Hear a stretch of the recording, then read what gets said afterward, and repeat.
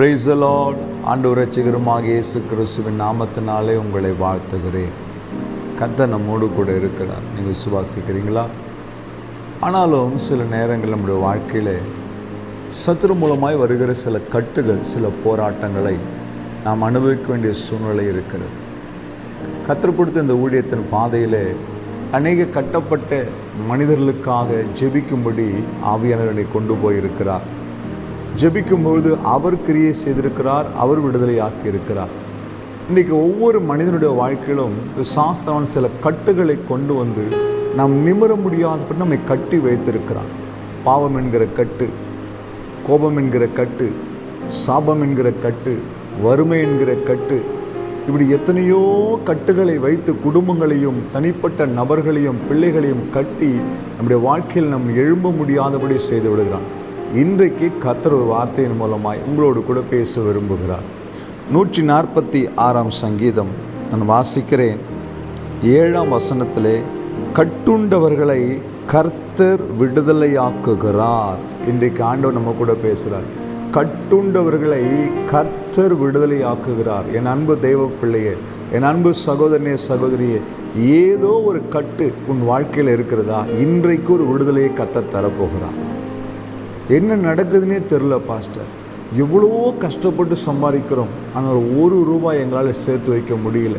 எப்போ பார்த்தாலும் ஹாஸ்பிட்டலுக்கும் மெடிக்கலுக்கும் எங்களுடைய பணம் விரயமாய் கொண்டு இருக்கிறது.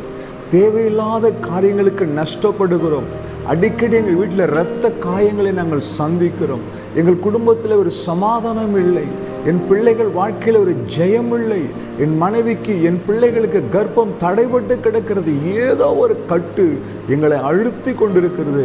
நாங்கள் எவ்வளவோ போராடுகிறோம், முடியல என்று நீங்கள் அங்கலாய்க்கிறீங்களா?